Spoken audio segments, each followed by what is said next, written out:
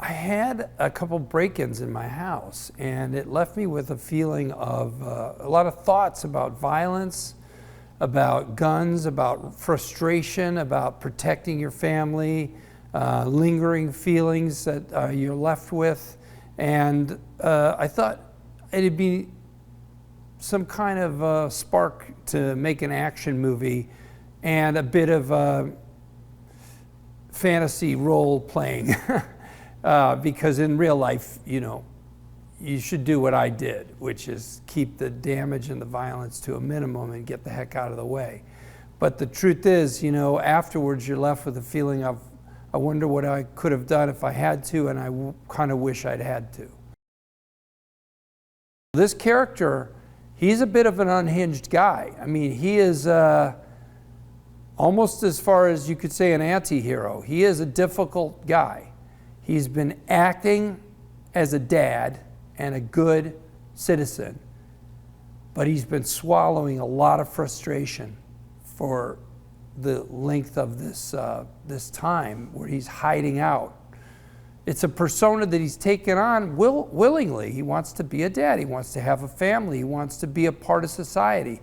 There's a sense, the story that is told a little over halfway through the movie where he talks about having been a violent person, giving somebody a chance to go back to the life of a good citizen, and watching that person do that successfully and thinking, wow, if he can do it, maybe I could too. You know, there's a feeling I have that a person who's broken through to a place of violence in the world and sees the world that way, maybe somebody who's served in the armed forces, or in this case, my character, you could say, did special ops work, that person might feel distanced from a regular person who never did that and doesn't have that as part of their life and wouldn't allow it in, violence and pushing and hitting and shooting and violent reaction. And so I had this sense that this guy would have the feelings that I had times 10. And so he's really unhinged.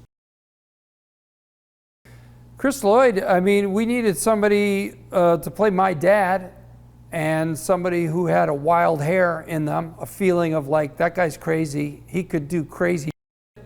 There's a number of older actors who you could imagine we thought of, but oh my God, nobody like Chris Lloyd fills that bill. Nobody brings that sense of chaos and mayhem that might break out, as well as a twinkle in his eye, like a real delight in craziness happening around him. Ilya Naishuller is the director of Nobody, and he's from Russia, and he made a movie about 3 years ago called Hardcore Henry, that he made for nothing.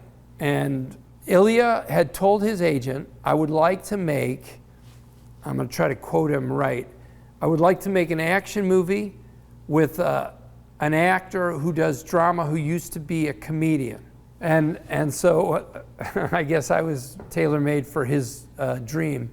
And then we had this great script from Derek, and we were thrilled to have Ilya, who's a funny, interesting guy, and he just made it sing.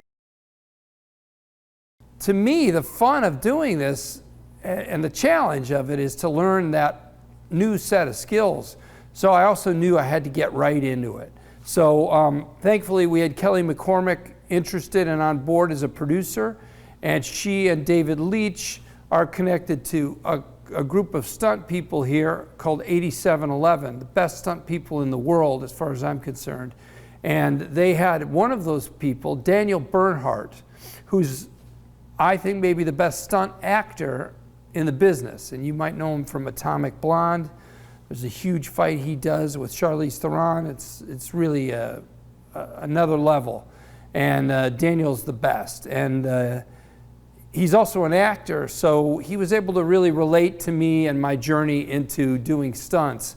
And we trained 3 times a week I had to drive down to the airport, which is where their facility is, and train for 2 hours, 2.5 hours. And I did that for 2 years before we made this movie. I'm excited for you to go on a crazy adventure and get swept up in the rage and violence and excitement and explosions and revenge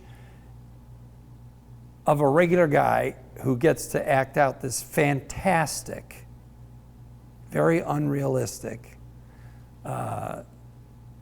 action story.